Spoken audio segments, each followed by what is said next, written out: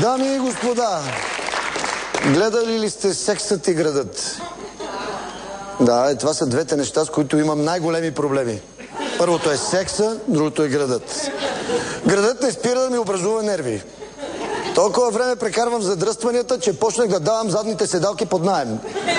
Да, на хора дошли от провинцията. Да посвикнат със София, да си стъпят на краката.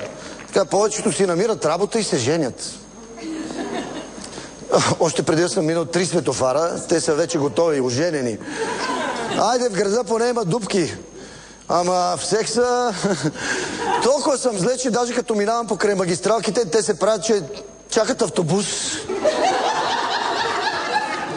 Та криза страшно ми удари по лебидото. Каквото и да означава това. Затова много бих искал да поканя на сцената човекът, който успешно се справя с всяка криза. Дори и с кризата на средната възраст. Влади Въргала!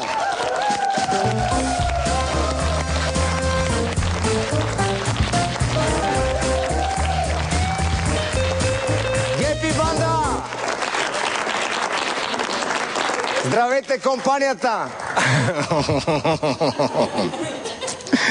Ах ти! Гепи! Ще гепите, ма нема какво вече. Много бедно ме гледате, нека си. Нека си с 15% лихва ме гледате. И мене кризата ме изправи обаче на крака. Банката ми взема джиповете и сега ходим пешачката. Тая криза страшно. Изтресе навсекъде повсеместно. Навсякъде по света петрола падат цените, а България растат. Сигурно поскъпва материала, с който го разреждат, де да знам. Ти мани тук, ма видя ли какво стана с американците, като си изтеглих парите от банката? Министри се возят в маршрутки. Абрамович си дава яхтата под наем да возим емигранти. Джордж Лукас снима сватби с телефона си, а Мария Кери ми пее на рождения ден срещу храна. Нема. Страшно. Мани банките, мани борсите. Ама виж порното. Порното безспорно го отнесе. Идва ми ония ден Хю Хефнер на гости. Ония ден, ония месец кога беше? Ти знаеш. Идва и вика: Влади, майката си трака. Закъсахме го страшно. Ти, вика, разбираш ли, бе? Никой не ще да без пари.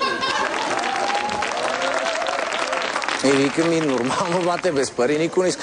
Ти ако знаеш какво става, явяват се само едни кандидатки, ама толкова грозни, че не мога да му разбереш, не мога да различиш това профила ли му е, анфаса ли му е. Викам: бате, това не е порно, това си околовръсно, да ти кажа честно.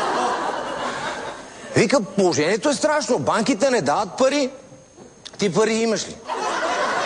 Аз ако може, щех да имам повече пари от себе си, бе. Хю вика: идеално. Дай, вика, терен. За терен ползвахме моята вила в Бояна. Жорката закъсняваше с наема и го помолих да освободи. Вика: обаче трябват ни участнички. Къде ще намериме, вика, мацки? Къде? Как къде, бе, бате? От Студентски град. Качих се на Баварецо, само отворих шиби, даха едно кръгче. Качиха се 4 първокурснички, 2 бакалавърки и една доцентка с една у мене на предната седалка. И викат: Владе, само ти ще ни оправиш изпитите. И аз, нали съм си отзивчив, оправи ги. А после изпитите. Държим си на думата. Идеално, уредихме всичко. Вика: сега обаче трябва ни сценарий. Вика: Хю, с тия глупости, бе. Кой такова по сценарий, бе? Не, вика, така работиме ние, трябва сценарий. Вика: ми, щом трябва, ще направим. Никога не бех правил до това. Смете колко съм гениален, след като за половин страничка 3 часа действие бех написал.